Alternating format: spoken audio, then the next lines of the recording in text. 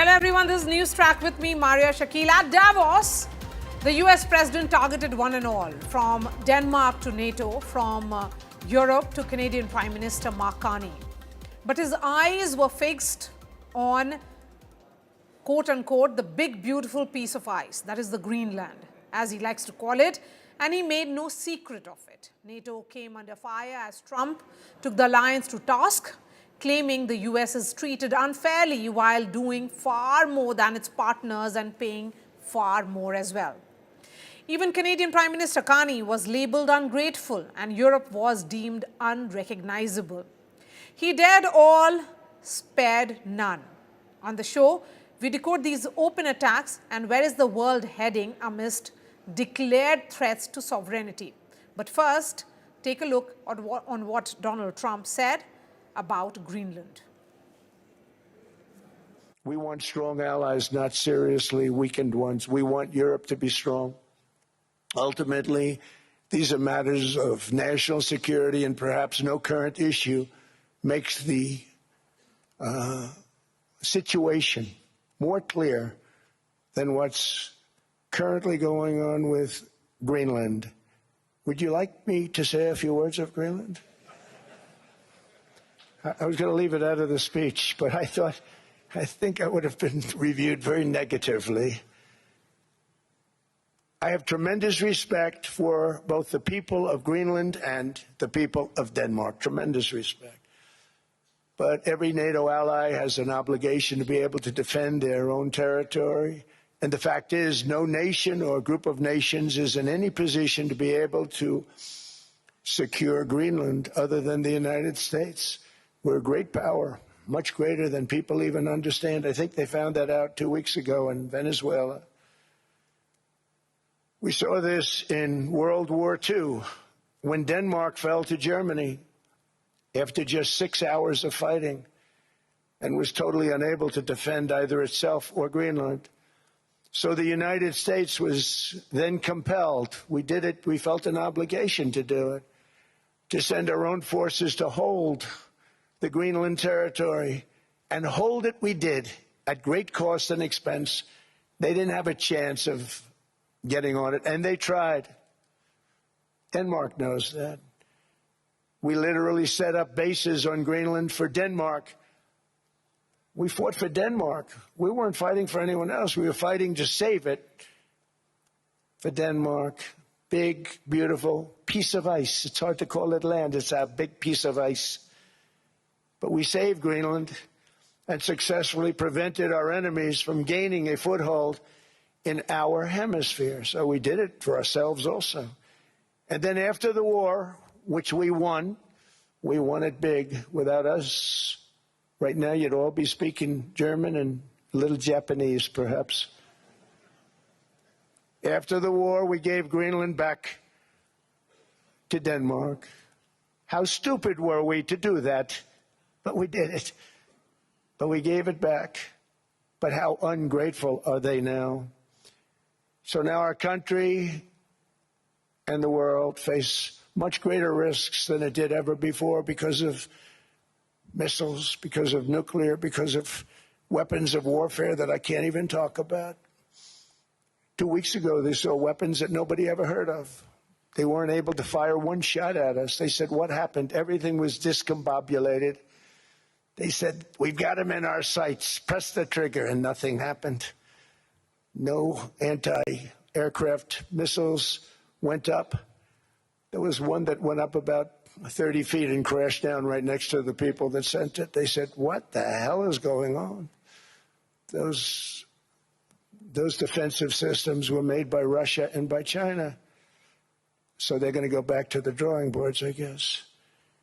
Greenland is a vast, almost entirely uninhabited and undeveloped territory that's sitting undefended in a key strategic location between the United States, Russia, and China. That's exactly where it is, right smack in the middle. Wasn't important nearly when we gave it back. You know, when we gave it back, it wasn't the same as it is now. It's not important for any other reason, you know, everyone talks about the minerals. There's so many places. There's no rare earth, no such thing as rare earth. There's rare processing. but there's so much rare earth. And I'm going to go straight to Davos, where Rajdeep Sardesai, consulting editor of India Today, is joining us live. Rajdeep, first of all, thank you for getting us all those insightful interviews. These are, pure pleasure and delightful to watch them. In a room full of heads of state, billionaires, and world leaders, Donald Trump has issued a direct threat. Although he has said that he won't use force with regards to Greenland, but he has also been pretty clear about that how and why he wants Greenland. How is that being seen where you are? Well, thank you very much, Marya. The truth of the matter is that it was no surprise what Donald Trump said. In fact, his remarks on Greenland, some have seen as rather mild, in contrast to some of the sharp, acerbic statements he's been making leading up to Davos. He suddenly said, as you rightly put it, that he won't use force to take Greenland. But he's making it very clear he wants to put Greenland on the negotiating table with the European Union and with indeed his NATO allies. And a statement has already come from the chair of the European Parliament's Trade Committee, which has put their vote on a trade deal with the US on hold. Remember, the EU is the largest trade partner of the United States, and the statement says America is undermining the stability and predictability of US trade relations by threatening the territorial integrity and sovereignty of a UN member, in this case, Denmark, by using tariffs as a coercive instrument. So I think somewhere down the line, the manner in which Donald Trump has shaped this entire debate has not gone well with Europe. They feel he's crossed a certain red line. You don't come in and immediately tell a member state of NATO to give up a particular territory because you want it. I mean, on one level, Donald Trump is saying it's just a piece of ice.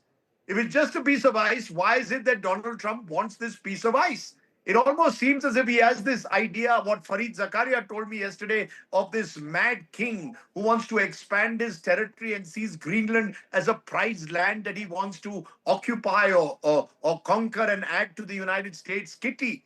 Now, that's not how international relations work. That's the Canadian Prime Minister Mark Carney put it yesterday. You can't just simply go around the world dismantling the rules-based world order. That's not acceptable. So I think Donald Trump's statements have reflected the growing anger that is there in the EU nations. He's called everyone stupid, Marya, from Zelensky to Putin to even his host here in Switzerland. And that, I think, this kind of behavior of a bully isn't going down well. And I think many countries have understood, Marya, that the only way now to deal with Donald Trump is to look the bully in the eye. If you bend today, if the EU or NATO allies bend when it comes to Greenland, who knows where Donald Trump sets his eyes on next? So just because you've got Venezuela without firing a gunshot or certainly without any American casualties, doesn't mean you can just go across the world picking and choosing which piece of land you want. So I think there is anger, there's skepticism, and there is fear also, because Donald Trump is actually now acting on his threats. After Venezuela, I think there is also a certain fear factor that has gripped various governments. Here is Donald Trump issuing explicit and implicit threats to European leaders. And if they do not grant his ownership wishes, that's as direct as it can get, Rajdeep. Is there a sense, particularly among the European Union leaders, that there has to be some kind of pushback? But how much can they go? I mean, how much are they really united enough to speak in one voice? Because in many ways it will be seen that Mark Carney, backing European Union, also got a threat from Donald Trump on the same platform today. Well, you see, I think that really is the point, Marya, that how far can the EU go in staring down Donald Trump? Look, many of these countries at the moment are themselves wrestled with domestic problems. There's the war in Ukraine, which, according to Trump, he's close to fashioning a deal. Remember, Zelensky is also here in Davos, but there's no sign, at least at the moment, of the Ukraine problem ending anytime soon. And many of the European countries are struggling with their economies, with their domestic politics. I don't know how many of them individually are in a position to push back against Donald Trump, but collectively, I think the EU still matters. As I said, it's the US's biggest trade partner. And the EU, interestingly, is now also looking to de-risk from America, look at other deals. There's the mother of all deals that is being spoken about in the context of India. So the EU is also looking at options. But they are in a very difficult position because I don't think in their wildest dreams they thought of a situation where an American president will turn friends and long-standing allies into enemies or almost adversaries, and in the end, instead suck up to countries run by despots or autocrats, try and strike a deal with China. So there is concern in the EU, but collectively, I do believe that the EU can push back. They're going to use possibly what they call the bazooka weapon to have counter tariffs against the United States. All in all, we are heading for very, very uncertain and unsettled times, Marya. All right, Rajdeep Sardesai, pleasure speaking to you, sir. Thank you for joining us from Davos there. Meera Shankar, former Indian ambassador to the United States, is joining us now. Meera Shankar, here is US President choosing a platform such as Davos for issuing direct threats and also sending a message to the world about his ambitions, that he doesn't believe in keeping it a secret. He has told Denmark and the entire EU and NATO that he is interested in that piece of ice, and that if he gets it, he'll be appreciative. If he doesn't, then he will remember it. Yes, but I think the key takeaway from his speech, as far as Greenland was concerned, was, of course, that he repeated his familiar tropes. But the key takeaway was that for the first time, he ruled out the use of force to take Greenland from Denmark. He has not done that till now. He has till now not explicitly said that the use of force to take Greenland is ruled out. So this is the first time he has explicitly taken that off the table. He's called for negotiations on Greenland, and he has, of course, laid out what he says are his reasons for wanting that big, beautiful piece of ice, because it's strategic and it's important to the defense of the US and Europe, and so on. He's also said, as you pointed out, that Europe has a choice. They can say yes, and he will appreciate it. And they can say no, and then he will remember. Now, if you look at his tariff policies vis-a-vis Europe, he's already imposed a 10% tariff, additional tariff, on the EU members because of Greenland, who oppose US taking over Greenland. And he has also threatened that if progress is not made till June, then those additional tariffs will go up to 25%. So what you're seeing is that he's again looking at trade coercion, yes, as a measure to put pressure on Greenland, and then he will probably seek to play off what Rumsfeld used to call old Europe and new Europe.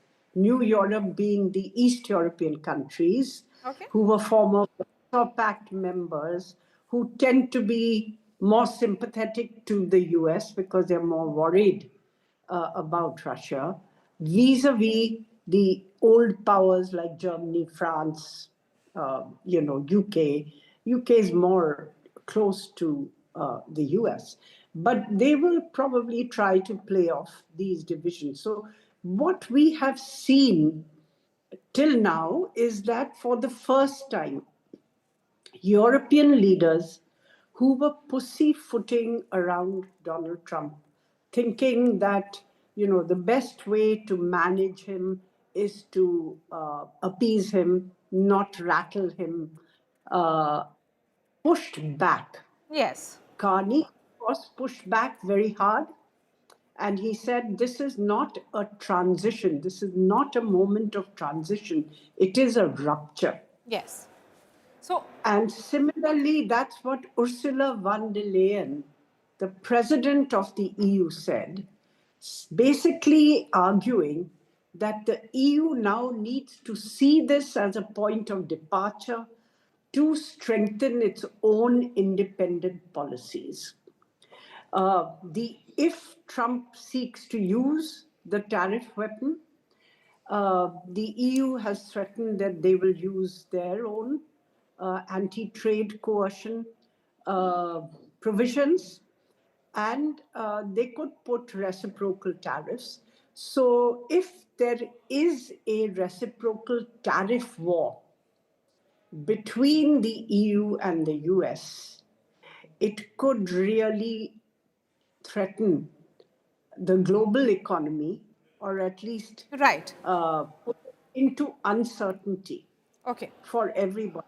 And at the moment, it remains to be seen to what extent that pushback Yes. in rhetoric, which we Ambassador Shankar, you saw. have made an important observation there that there is a visible shift in the strategy of the European Union leaders, that they have decided that they cannot continue to appease or perhaps work around the ego of the US president, that they have decided that it is time for a pushback.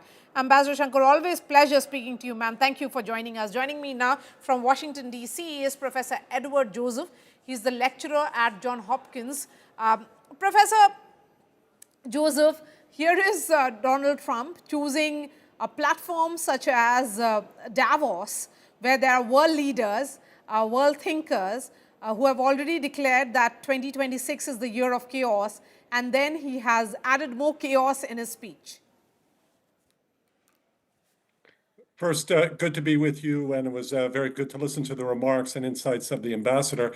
And yes, it's a great irony because the theme supposedly for this meeting in Davos at the World Economic Forum is the spirit of dialogue, and you don't see in your graphics, which are absolutely accurate, the cartoon image of Donald Trump do not evince any significant interest in dialogue whatsoever. So the ambassador was absolutely right. The headline takeaway was that Trump said that he took military force off the table, but he did not in any way, shape, or form remove his demand that Greenland become part of the United States.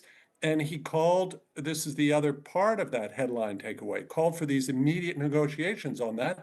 And that's something that Denmark and Greenland, which has its own autonomy within Denmark, have refused. So the confrontation remains, and Donald Trump's apparent determination to obtain sovereignty, not some type of just agreement for expanded military presence or commercial exploitation of Greenland. Apparently that still is not what Donald Trump is after. He wants an acquisition, a formal acquisition, and so far he seems still determined to get it. Please. Okay, there's a piece of breaking news that is coming in now, and let's cut across to it. Stay with us, Professor. I'm going to come to you in just a moment. In fact, Donald Trump has told Indian media, and this was a question that was asked by Money Control's Chandra. She asked a specific question with regards to the India-US trade deal, and his response was, I have great respect for your Prime Minister. He's a fantastic man and a friend of mine. We are going to have a good deal. So that's what the big message that is coming in from President Trump with regards to the India-US trade deal is concerned. Professor Joseph, a message that has gone on to the European Union, a message clearly to Vladimir Putin and Zelensky, as much as his dislike for Prime Minister Carney's remark of yesterday. Yes. So we see here, we have to remember the difference here between President Trump in his first term and now is that he really has no restraints. He doesn't see that he has any restraints. It's only those that he somehow, perhaps with the advice of advisors like Secretary of State Marco Rubio, who can convince him that military force is not a good idea on something like Greenland, then he potentially can back off. But he doesn't have any of the restraining forces that he had in his first term, and he doesn't have them even among that many Republicans in Congress, some of whom have stood up to him over Greenland, and pointed out how disastrous this would be, how it would, at some type of forceful takeover, would mean the end of NATO. And he doesn't understand strategically what he's even connecting here, that he emphasizes the threat from Russia and China to Greenland, but he cannot connect that with the strategic imperative to unite and maintain a strong alliance with Europe through NATO and with the European Union to counter that threat from Russia and China. He can only, with the tunnel vision, see Greenland, and that's his immediate focus. And he pursues that, again, with very few restraints. As to, in terms of what the EU can do about it, well, we see they're in a quandary, and they remain in a quandary, despite what the support they're getting from Canada and Prime Minister Carney, and the speech that European Commission President von der Leyen made herself yesterday, also noting effectively a rupture. At the same time, the reality is an inherent dependence on the United States, especially when the reality is there's a very serious active threat against European security coming from Russia. So simply, it's not so simple to just to say, oh, well, there's a rupture. Okay, there's a rupture. Well, you're not in a position to defend yourself against the immediate kinetic threat, which is coming from Russia. And that's where we heard the reality expressed by NATO Secretary General Mark Rutte. Yes. Professor And Joseph, he stated, here is and President Trump, he said, really, there's no alternative. who has to completely continue to look to changed the United the States. language in the in diplomacy. He has changed the rules of engagement with various nations, and he is on certainly some kind of expansionist trip where he has set his eyes firmly on Greenland, and he wants it. So the pushback which is coming in from the Europe and European Union remains to be seen. How much can they do?